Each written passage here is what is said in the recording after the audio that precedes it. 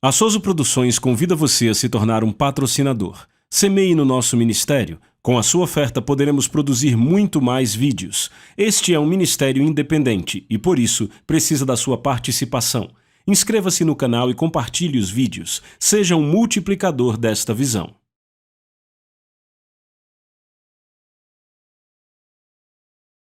Os versículos usados nos vídeos que traduzimos nem sempre correspondem a versões em português. Muitas vezes precisamos traduzir do original em inglês para fazerem sentido no contexto do vídeo.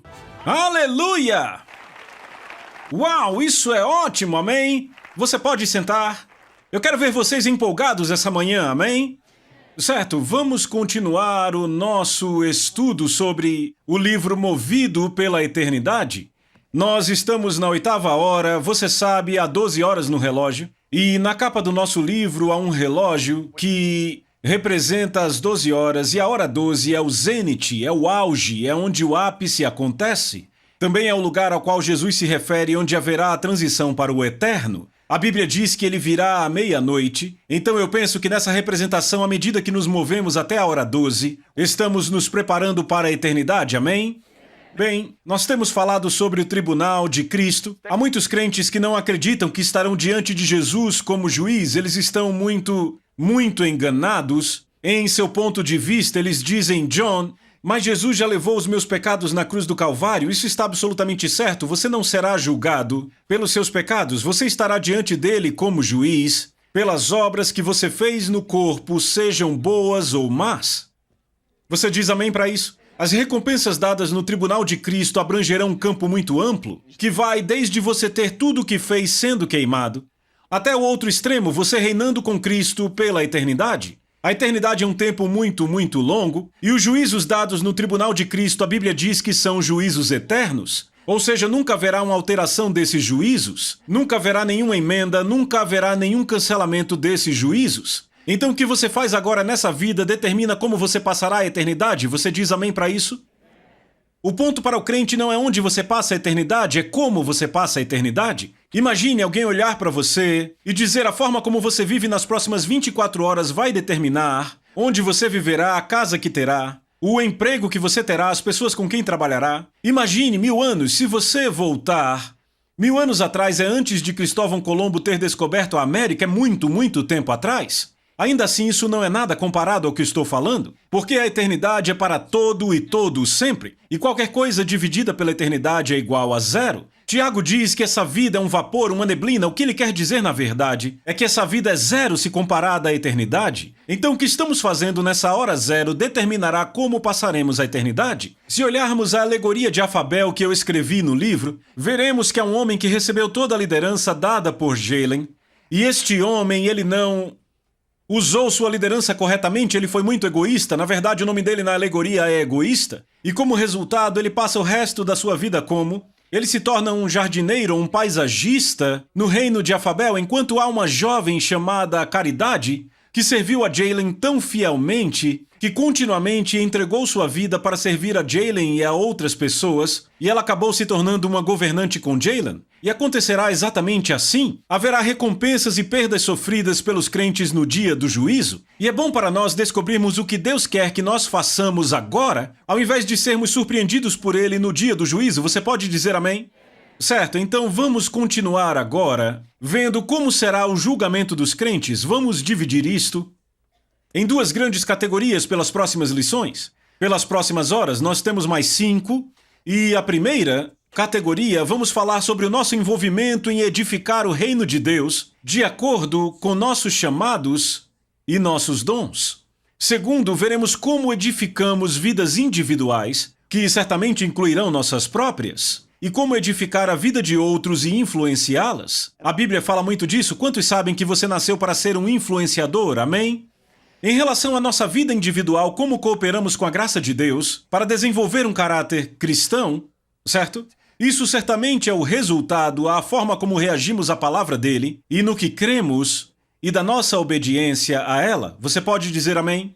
Então, Romanos capítulo 11, verso 29 declara algo interessante, porque nesta hora e nas próximas horas eu vou falar sobre o nosso trabalho no reino. Romanos 11:29, na Nova Tradução Viva, diz: pois os dons de Deus e o seu chamado nunca podem ser retirados. Os dons de Deus e o seu chamado nunca podem ser retirados. Repitam: dons e o chamado de Deus nunca podem ser retirados. Vamos falar sobre isso, então. A nossa capacidade para edificar o reino de Deus é inteiramente baseada na nossa cooperação com o Espírito Santo. Salmo 127, versículo 1, diz assim: a não ser que o Senhor edifique a casa. Repitam: a casa. Diga de novo: a não ser que o Senhor edifique a casa, trabalham em vão os que a constroem.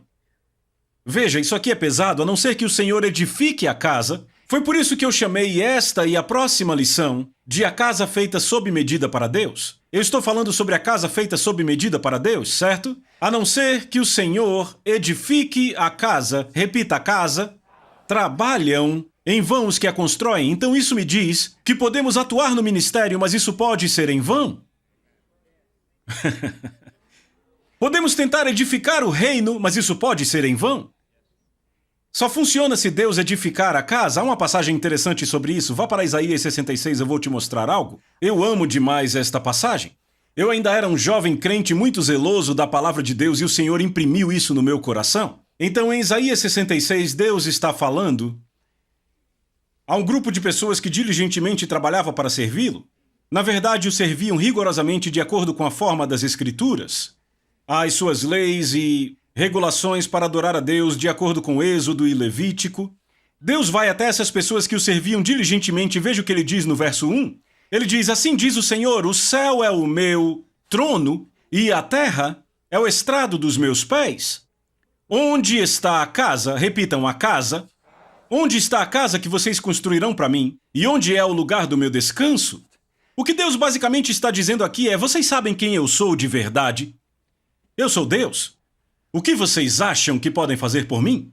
Eu sou dono do céu. De fato e de verdade, eu meço o universo inteiro com a palma da minha mão, do polegar até o midinho. É assim que eu faço. Você sabe quão grande é o universo? É imenso, entende? Eu meço de uma ponta a outra com a palma da mão. Eu ponho as estrelas no lugar com meus dedos. Eu sou aquele que pesa cada gota de água do seu planeta com a palma da minha mão. Estão aqui? Eu sou Deus, vocês sabem quem eu sou. Então o que acham que podem fazer por mim? É como um monte de formigas andando e dizendo: vamos construir uma casa para você. E você diz: ah, tá bom. Vocês construíram uma casa para mim, tá certo. Isso faria até mais sentido do que nós construirmos algo para Deus. Então entenda isso, você não pode fazer nada que tenha valor eterno a não ser pela graça de Deus e pela unção do Espírito Santo. E você faz isso cooperando com o Espírito de Deus. Você pode dizer amém? Por isso a obediência é tão importante.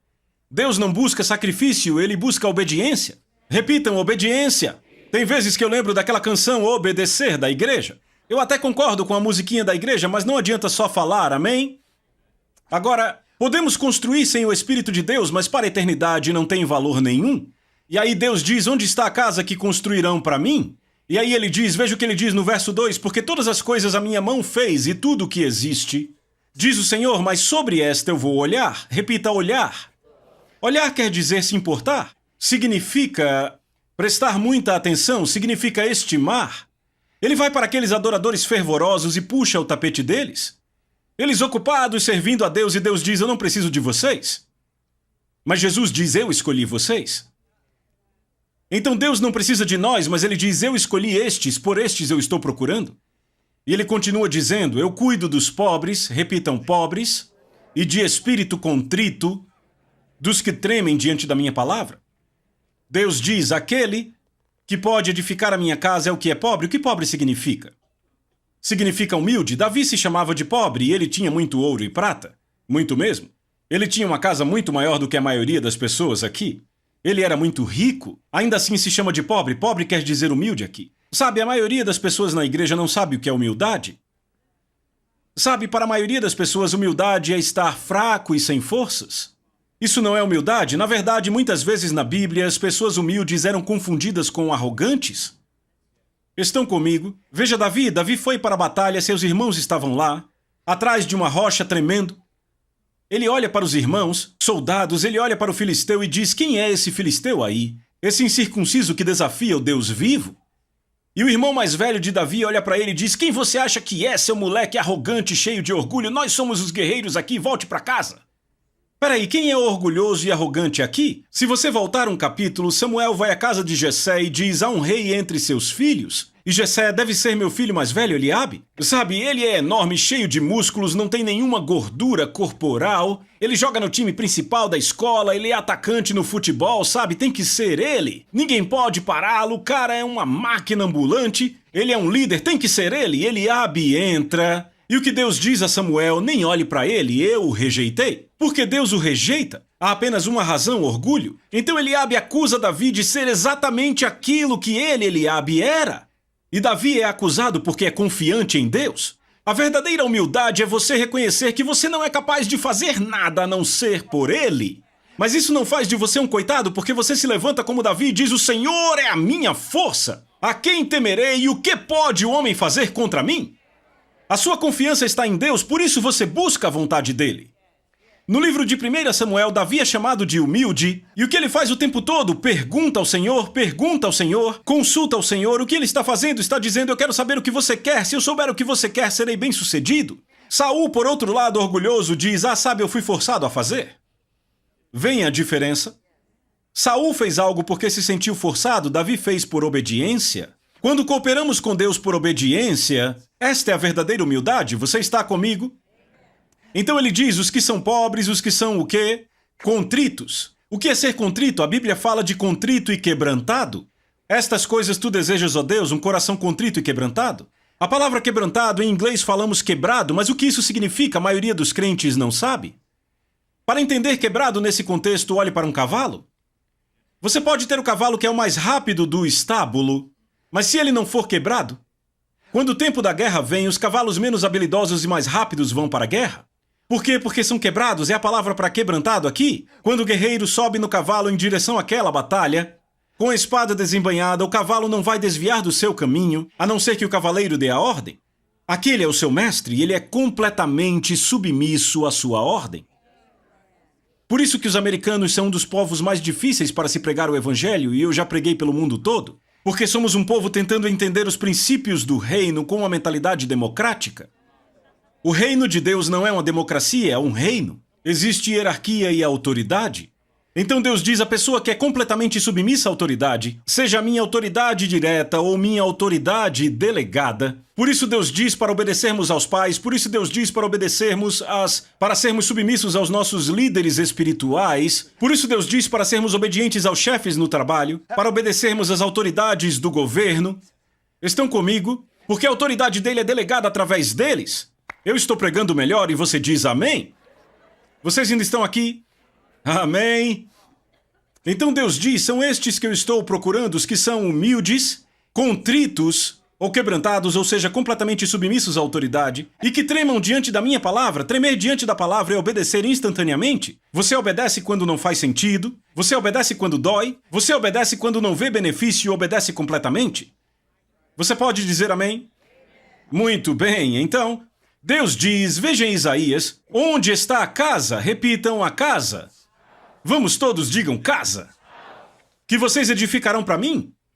Então Deus está dizendo: eu sou ilimitado em meu poder. Porque eu sou Deus, vocês sabem quem eu sou.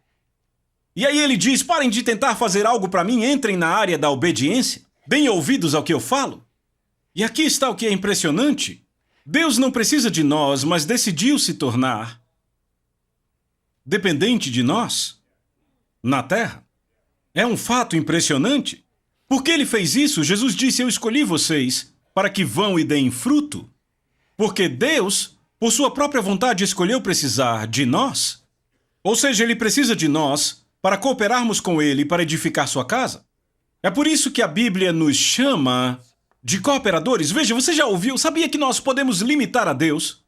Sabia que Salmos diz que os descendentes de Abraão limitaram o Santo de Israel? Salmos 78, 41. Sabia que Jesus disse aos líderes da sua nação: vocês nulificam, tornam vã, vazia a palavra de Deus por causa das tradições? Os líderes tornavam a palavra de Deus vazia por causa da tradição. Os descendentes de Abraão limitaram o Santo de Israel. Então você pode limitar a Deus? A ação dele na terra? Mas quantos sabem que Deus não será limitado? Parece um pouco confuso, mas não é. Estão comigo? Fará sentido daqui a pouco. Vá comigo para 1 Coríntios. Por Deus ter escolhido tornar-se a si mesmo dependente de nós em sua atuação na terra, encontramos em 1 Coríntios capítulo 3 que somos chamados de colaboradores. Repitam, colaboradores. Em 1 Coríntios capítulo 3, eu quero que vocês notem isto. Vejam o verso 9. Minha versão diz, pois somos companheiros de trabalho de Deus. Essa expressão companheiro de trabalho significa colaborador, ou outras traduções dizem cooperador. Repitam, colaborador. Nós trabalhamos juntos. Colaboradores com Deus, ou seja, nós e Deus trabalhando juntos. Veja, a não ser que Deus edifique a casa, em vão trabalham os trabalhadores. Mas para Deus edificar a casa, Ele faz através de quem? De nós. Somos chamados colaboradores, entendem? Agora veja isto.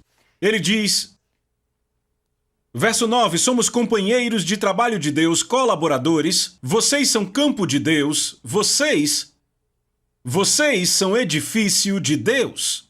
Repitam, edifício. Paulo nos diz que somos edifícios de Deus. Lembre o que Deus disse, a não ser que Deus edifique a casa. Repitam, a casa. Deus perguntou onde está a casa. Repitam, a casa. E aí Paulo vem e diz, vocês são a casa de Deus. Então, no que diz respeito a sermos casa dele, Pedro diz assim em 1 Pedro 2,5, na nova tradução viva. Pedro diz, e agora Deus está edificando vocês como pedras vivas no seu templo espiritual. Deixa eu ler aqui como diríamos hoje. Deus está edificando vocês como pedras vivas na casa dele. Sua casa feita sob medida. Eu estou feliz porque estou pregando para mim mesmo. Então, baseados em 1 Coríntios 3,9, vemos que temos dois papéis na casa. Número 1, somos material de construção. Somos pedras vivas. Boa palavra essa, hein? Número 2, somos construtores, empreiteiros. Ok? Agora ouçam, toda vez que se constrói uma casa sob medida, os que trabalham com construção aqui sabem do que eu estou falando, quando nós construímos uma casa sob medida, a primeira coisa que se faz é projetá-la, certo? Fazemos as plantas e aí vem uma parte muito importante que muita gente não entende, que é a agenda do empreiteiro. Os empreiteiros, quem são eles? Tem o cara do piso, o cara das janelas, os caras do teto, o homem do concreto, tem também o pessoal das tubulações, o pessoal das estruturas, encanadores, eletricistas, estão acompanhando. Você tem que bater a agenda com esses caras e se não fizer isso corretamente, você terá um caos. Certo? Então Deus projetou sua casa sob medida antes mesmo de criar a terra. E ele começou pela fundação. O nome dele é Jesus, estão aqui? Estão captando? E deixa eu falar mais uma coisa aqui. Quando você constrói uma casa sob medida para si mesmo, com certeza você pega os melhores materiais e contrata os melhores trabalhadores, certo? Deus começou a casa sob medida dele há muito tempo atrás. E ele diz, a minha casa sob medida, eu vou dar um nome a ela. Minha casa sob medida se chamará Sião. Este é o nome da minha casa sob medida, ok? Porque ouça o que Deus diz no Salmo 132, 13 e 14. Pois o Senhor escolheu a Sião, ele a desejou para ser sua morada. Este é o lugar do meu repouso para sempre. Eu estou me alegrando. Aqui eu habitarei, pois assim desejei. Você quer ouvir de novo? É muito bom. Salmo 132, 13 e 14, de novo, diz assim, pois o Senhor escolheu a Sião. Ele a desejou para ser a sua morada. Este é o lugar do meu repouso para sempre. Será a casa dele para sempre. Ele não vai se mudar para outra casa. Não vai terminar e dizer, cansei dessa casa, vou construir outra. Tem gente que faz isso, mas Deus não faz. Ele constrói a melhor e diz, este é o meu lugar de repouso para sempre, aqui habitarei, pois assim desejei. No Salmo 102, 16, pois o Senhor edificará Sião. Salmo 50, verso 2, desde Sião a perfeição da beleza resplandece de Deus. Certo? Ele vem trabalhando nessa casa há milhares de anos, não é? Ele preparou o plano antes que o homem fosse colocado na terra. Em sua onisciência ele sabia que o homem cairia, embora não fosse seu plano, mas ele sabia que aconteceria, certo? Então ele disse, eu vou começar a minha casa pela fundação. E aí lemos em Isaías 28:16, eis que ponho em Sião uma pedra, na casa dele. Eu ponho em Sião uma pedra testada, preciosa pedra angular, para um alicerce seguro. Esse é Jesus, certo? Estão entendendo? Aí Pedro diz em 1 Pedro 1:20 que Jesus foi pré-ordenado antes da fundação do mundo, certo? A preciosa e experimentada pedra angular. Então Jesus não é apenas a pedra fundamental e angular, mas ele é o empreiteiro-chefe. Ele é o chefe dos empreiteiros. Veja, a pedra preciosa e experimentada fala da relação dele com a sua casa. Mas o empreiteiro-chefe trata da sua obra, certo? Lembra que eu falei dos dois papéis, somos material e construtores? Entendem? Então ouça o que Jesus diz sobre o trabalho dele como empreiteiro-chefe. Ele executou com perfeição porque em oração disse assim, João 17:4, eu consumei a obra que me deste para fazer. Certo? Você entende? Então vamos falar da obra dele como empreiteiro-chefe? Vamos então. O Pai iniciou todo o projeto contratando Jesus no tempo determinado, Gálatas 4:4, certo? No tempo determinado enviou Jesus. Então ele contratou todos os operários, os colaboradores, você e eu. No entanto, eles não seriam apenas os operários, mas também os materiais da casa, isso por 1 Pedro 2:5. Deus edifica vocês como pedras vivas. Eu acabei de ler. Mas ele também nos ordenou que fôssemos empreiteiros, porque Efésios capítulo 2, verso 10 na NVI diz assim, porque somos obra da mão de Deus, criados em Cristo Jesus, para fazermos boas obras, as quais Deus preparou de antemão para fazermos. Então somos tratados como empreiteiros, veem isso? Certo? Então, note que ele preparou as nossas tarefas, o quê? De antemão. Posso ler de novo? Somos obras das mãos de Deus, criados em Cristo Jesus para fazermos as boas obras, que Deus preparou de antemão. Repita, que Deus preparou de antemão para fazermos. Hebreus 4:3 diz que as obras estavam concluídas desde a fundação do mundo. Estão comigo? No entanto, com relação às nossas atribuições pessoais como operários, a única coisa que encontramos escrita é que elas foram dadas antes de nascermos. Davi disse no Salmo 139. Certo? Veja o que Davi disse, Salmo 139 na Nova Tradução Viva. Se você não tem essa versão, apenas ouça. Verso 16. Davi diz, tu me viste antes que eu nascesse? Cada dia da minha vida foi registrado no teu livro. Cada momento foi designado antes que um único dia se passasse. Você entendeu isso? Leia de novo, está projetado aqui na tela. Ele diz, tu me viste antes que eu nascesse. Cada dia da minha vida foi registrado em teu livro. Cada momento, repita, cada momento, foi designado antes que um único dia se passasse. Cada momento designado antes que um único dia se passasse. Isso está alinhado com o que Paulo diz. Paulo diz, quando, porém, ao que me separou antes de eu nascer e me chamou pela graça, aprove, repita, chamou. Isto é Paulo falando do chamado dele? Jeremias diz, eu te conheci antes de te formar no ventre da tua mãe, antes de você nascer eu te separei e designei porta-voz para o mundo. Jeremias 1:5, Nova Tradução Viva. Cada dia, cada momento foi designado antes que um único dia se passasse. A pergunta é, será que vamos cumprir o planejado para nós? Eclesiastes, capítulo 3. Eu quero que todos abram lá. Eclesiastes, capítulo 3. Quem achou, diga amém. Certo, do verso 14, eu vou ler na Nova Tradução King James.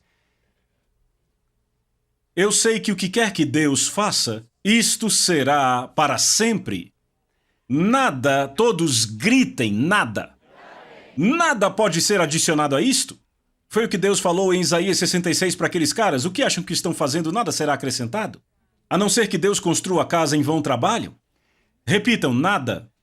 Eu sei que o que quer que Deus faça, isto será para sempre. Nada pode ser adicionado a isto. E nada, repitam, nada, tirado disto.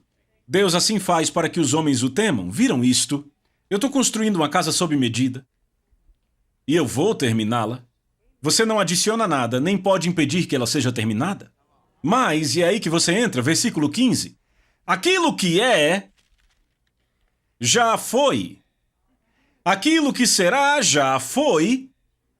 Peraí, o que isso quer dizer? Aquilo que é, já foi, e aquilo que será, já foi? Cada momento da minha vida foi escrito no livro dele, cada segundo da minha vida foi escrito no livro dele antes de eu nascer. Aquilo que é, já foi. Aquilo que há de ser, já foi também. Mas veja o que ele continua dizendo e é assustador. E Deus requer a prestação de contas daquilo que é passado. Olhem para mim aqui. Na mente de Deus, o que é já foi, a minha vida foi escrita no livro dele antes de eu nascer. O que há de ser já foi também na mente de Deus antes de eu nascer. Mas aquilo do meu passado eu prestarei contas no trono do julgamento. Ou seja, será que eu cumpri o que ele escreveu para eu fazer? Ou será que eu fiz o que eu quis?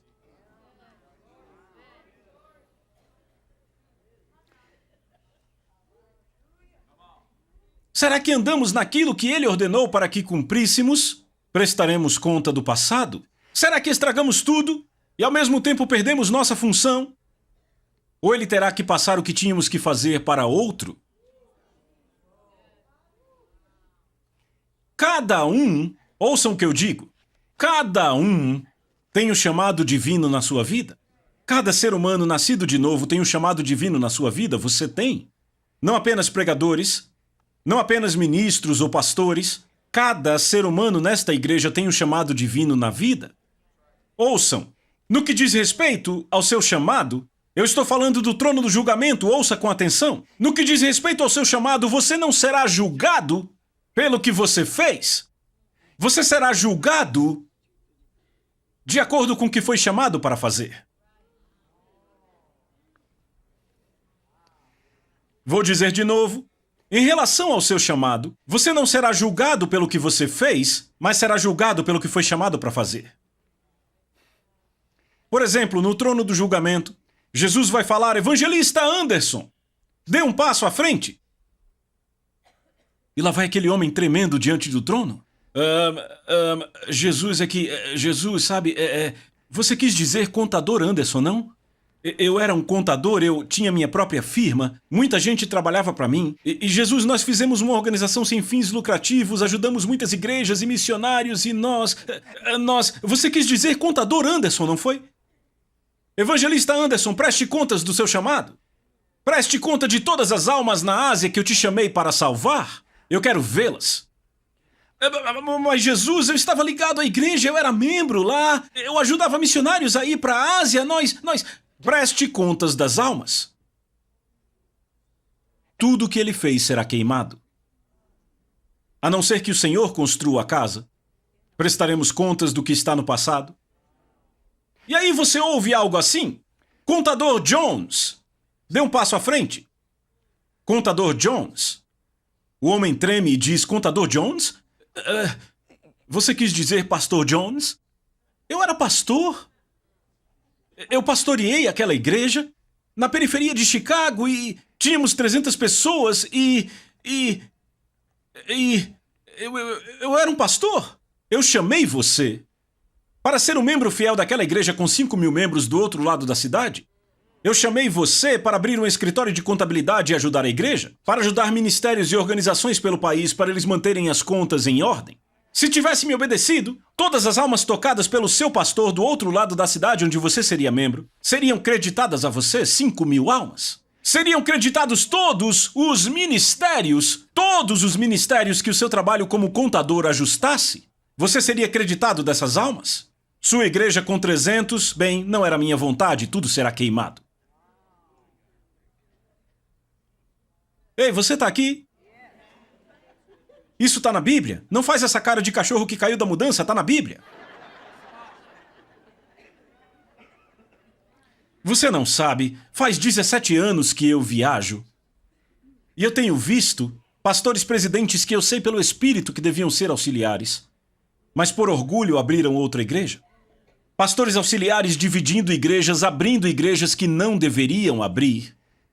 Eu tenho visto homens de negócios Homens de negócios, ouçam, que deveriam estar no ministério. Mulheres de negócios que deveriam estar no ministério, ouçam, pastores que eu sei que deveriam estar no mercado de trabalho como executivos. Tenho visto pessoas casando com a pessoa errada e como resultado não cumprem o chamado. É a coisa número 1 que o inimigo usa, ouviram isso, jovens? Para te desviar do chamado de Deus para a sua vida, fazer você casar com a pessoa errada. Eu vejo gente não cumprindo seu destino porque gostam demais de esportes, ou se interessam muito por compras, ou muito por TV, ou muito interessadas em prazer. Eu vejo gente que deveria estar nos esportes, mas querem ser pregadores. E deveriam estar no mundo dos esportes. Eu tenho um amigo muito querido, ele é golfista. Ele estava em um de nossos encontros no ano passado e uma conferência com 4.000 pessoas no ano passado, eu tive o privilégio de pregar lá, ele estava lá com a sua esposa. Eu orei por ele, o poder veio, ele caiu no chão, ficou lá 20 minutos, quando levantou ele disse, John, Deus me disse que eu devo focar no golfe? Eu disse, graças a Deus. Porque ele era tão apaixonado pelo ministério. Ele queria pregar em igrejas quando viajava pelos campeonatos. E posso dizer, esse ano ele foi melhor que o ano passado. Ele ficou entre os 5 melhores esse ano. E ele será ainda melhor porque Deus o chamou para aquele mundo. Ele está levando pessoas ao Senhor naquele mundo. Estão comigo? E aí alguém diz, mas John, qual é o meu chamado? Bem, a primeira coisa é... Você foi chamado para cumprir o seu destino, não o meu. Então a questão principal é qual o meu chamado? Sabia que Deus vai te mostrar o teu chamado? E sabia que tem muita gente que não sabe disso? Eu te digo por que acontece. São 3 razões pelas quais as pessoas não conhecem o chamado. Razão número 1. Elas não buscam a Deus avidamente. Hebreus capítulo 11 diz que Deus recompensa aqueles que diligentemente o buscam em fé, não os que desleixadamente o buscam em dúvida. Você pode dizer amém, eu vou dizer de novo, nunca é demais. Deus diz que recompensa aqueles que diligentemente o buscam em fé, não os que casualmente o buscam em dúvida. Você o busca avidamente? Eu nasci de novo na fraternidade da qual eu fazia parte na universidade. Naquele tempo eu jogava tênis e... um dos irmãos me levou ao Senhor em 79. E antes de conhecer Jesus pessoalmente, eu lembro, eu era muito jovem. Eu era um garoto, membro da igreja católica. Eu ia para a igreja e ficava assustado. Eu olhava para o padre e eu sabia que eu tinha um chamado para pregar. Eu tinha muito medo porque eles não casavam. E eu queria casar. Não é bom que o homem esteja só? E então, eu até fui para o seminário quando ainda era jovem, na 7ª série, porque ainda pensava, sabe, quando você é jovem, você ainda está solto para as coisas de Deus, mas depois endurece, e aí tudo esfria. E eu lembro que eu fui ao seminário, fiquei olhando para o cara que liderava ali e fiquei, ele nunca vai casar. Ele nunca vai casar, ele nunca vai... Eu lembro que o líder dos padres veio falar comigo na última noite, me colocou numa sala e disse, você é perfeito para o sacerdócio. Eu disse, eu vou sair daqui e nunca mais eu volto. Então, você se distancia de Deus por causa da dureza do coração. Quando é jovem, garoto ou garota, você está mais aberto para Ele. Embora ainda não tenha nascido de novo, está mais aberto para isso. E aí eu me converti na fraternidade, na universidade, em 79. Eu tinha só 6 anos. Sabe, Isso é uma mentira, ok? Me perdoem. Quando eu nasci de novo e fui cheio do Espírito anos depois, de repente o Espírito começou a tratar de ministério. Eu não queria ser ministro. Eu não tinha nada a ver com ministério. Sabe, todo ministro que eu conhecia era esquisito. Sabe, ou eles acabavam na África, numa cabana, ou acabavam numa casa, com um cheiro estranho, crianças esquisitas. Porque havia um ministro, e eu cresci numa cidadezinha com 3.000 pessoas, e havia um ministro que eu conhecia além do padre. Eu brincava com meus amigos, eu fui na casa dele e tive que prender a respiração, e quando eu cheguei em casa eu ainda estava fedendo. Na minha cabeça, ou era isso, ou ir para a África viver numa cabana. E eu me lembro, eu comecei a orar e diligentemente buscar a Deus, e 4 meses depois Deus começou a tratar. E um dia na igreja o Espírito Santo me disse, eu te chamei para pregar, o que você vai fazer sobre isso? Eu disse, Deus, eu pregarei. E então, eu realmente comecei a buscar o Senhor. Realmente buscá-lo. E aí eu me lembro que depois que eu comecei a trabalhar como engenheiro, morava na Carolina do Norte, eu passava um semestre lá, outro na minha cidade, era esse tipo de trabalho. E um dia homenageávamos os 38 anos de trabalho de um homem que era engenheiro na Rockwell. Estávamos todos sentados ao redor dele ali no departamento, todo mundo bebendo café ou bebendo água, e todo mundo sentado conversando, e o cara que era homenageado disse: eu odiei cada dia nesse escritório nos últimos 38 anos. E os outros caras zoaram, ficaram rindo. Eu arregalei os olhos e disse: por que você fez isso? Ele disse: é um emprego. E ali mesmo eu disse: eu vou descobrir o que Deus me chamou para fazer e eu farei. Muito embora não quisesse ser um pregador, eu ainda pensei: tudo bem, eu obedeço a Deus e vai ser bom. Mesmo que agora não pareça tão bom assim. Você entende, eu tinha senso suficiente para saber: estar na vontade de Deus vai me preencher. Estão comigo?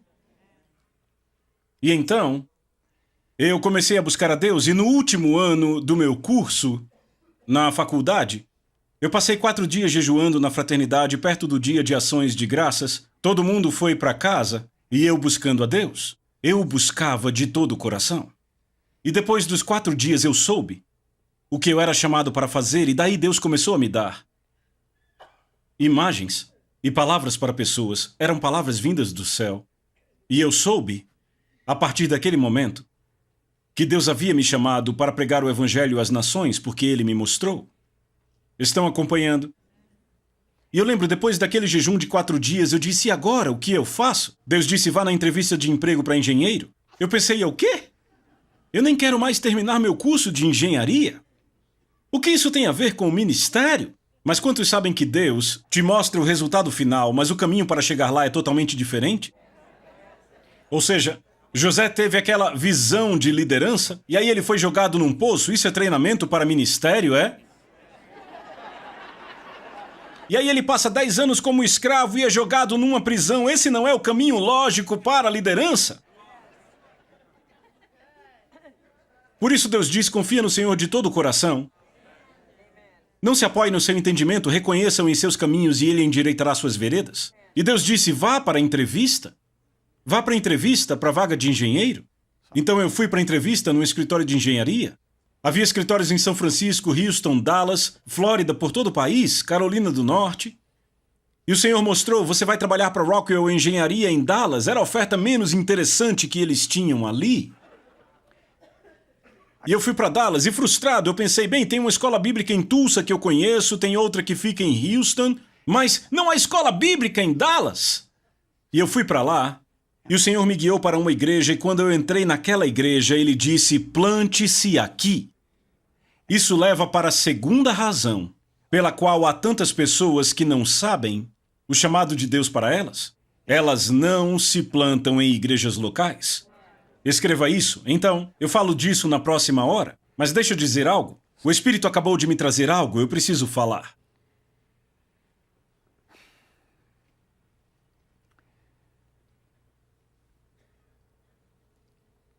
Cada momento da sua vida foi escrito antes de você nascer. Cada um de vocês tem um chamado. Eu estou pensando em alguém da minha equipe que tem um dos mais interessantes testemunhos. Um dos membros da minha equipe que pastoreia uma igreja de 4.000 pessoas, na Carolina do Norte. Em 1991, ele tinha 45, Deus o mandou pegar os 4 filhos, sair de Dallas e começar uma igreja na Carolina do Norte. Ele começou uma igreja com 13 pessoas, e hoje a igreja tem mais de 4.000 pessoas, é uma igreja maravilhosa, absolutamente maravilhosa. Ou seja, os testemunhos das pessoas daquela igreja, se eu começar a contar, sabe, eles são totalmente estarrecedores. A igreja continuou a crescer, construíram um belo prédio, e o pastor notou que havia um senhor de cabelo branco, ele vinha toda vez para todos os cultos, e o homem sentava lá atrás, muito bem vestido, terno bonito, uma aparência distinta, e lágrimas corriam pelo seu rosto. Meu amigo pastor e seus conselheiros pensavam: por que aquele homem sempre vem e fica chorando? Eles sentiam que não era como se ele estivesse sendo tocado pelo Espírito de Deus, parecia que ele chorava mais por culpa. O meu amigo não entendia, mas ele não queria se aproximar do homem, ele queria deixar e ver o que acontecia. E finalmente aquele homem se aproximou de um dos pastores auxiliares. Olhou para o pastor auxiliar e disse: em 1981, Deus me disse para começar uma igreja aqui na Carolina do Norte. Ele disse: de fato, ele me deu um sonho, me mostrou a igreja. Ele disse: o sonho era tão vívido e claro que eu fui a um profissional especializado em desenhos de ambientes. Ele disse: mas aí eu tive alguma resistência. E ele disse: eu decidi não fazer mais aquilo por causa da resistência, até fiz algumas viagens como ministro. Ele disse: mas eu acabei não me dando bem, voltei para o mundo dos negócios. Ele olhou para o pastor e disse: eu quero te mostrar algo. Ele puxou um documento e começou a desdobrar aquele papel. E ele disse: esse é o croquis do prédio que Deus me mostrou. Era exatamente o prédio que eles construíram. Entenda cada mínimo detalhe. Sabe, desde a enorme cruz que eles tinham na frente até todo o projeto arquitetônico era o mesmo prédio. Ele disse: Deus me disse para fazer isso e eu não fiz. E sabe, meu amigo pastor ministrou a ele e o ajudou. Catherine Kuhlman disse: eu era a terceira escolha de Deus. Eu estou falando disso agora, mas vamos voltar a esse assunto. Deus disse: eu vou terminar minha casa. Nada será adicionado ou tirado. A pergunta é: você será aquele que cumpre a sua tarefa? Ou vai fazer do seu jeito e perder tudo no julgamento? Porque eu vou ter esta casa. Ela será terminada. A pergunta é: você será o empreiteiro que não termina a obra ou não faz a obra e eu terei que achar outro? Por isso eu não acredito que nossa obra foi dada na fundação da terra. Porque a Bíblia não diz assim, foi nos dada no útero da mãe. Porque Deus vem orquestrando as coisas. Eu sei que Ele conhece o fim desde o começo, Ele sabe de tudo, mas talvez Ele ache interessante. Porque eu estava sentado numa conferência em 1995. Eu estava pregando para 8.000 pessoas naquela conferência. E um homem de Deus muito sábio, que era um bispo, me entregou uma palavra. Sabe quando você recebe uma palavra e ela fica grudada? Eu abri o papel e a palavra dizia: há outros homens que Deus chamou para pregar e fazer as coisas que você vai fazer, mas eles deixaram passar a tarefa. Então você recebeu algumas tarefas, que eram tarefas originalmente de outros homens. Eu nunca esqueci disso. Era um homem de 80 anos. E eu percebi que há a soberania. Deus diz: vou construir minha casa, ela será feita. Mas aí há o livre-arbítrio. E aí Deus diz: você tem uma escolha, mas prestará contas do passado. Cada momento foi escrito. Mas será que você cumpriu? É algo para pensarmos, não é? Pai, em nome de Jesus, obrigado pelo que você nos deu nesta hora. Senhor, continuamos. E eu peço que você continue revelando a sua vontade para nós, em nome de Jesus. Amém. Daqui nós partiremos para a segunda parte. Eu não terminei, eu vou falar das 3 razões. Vamos continuar falando sobre estar plantado na próxima hora. Vejo você lá. A Soso Produções convida você a se tornar um patrocinador.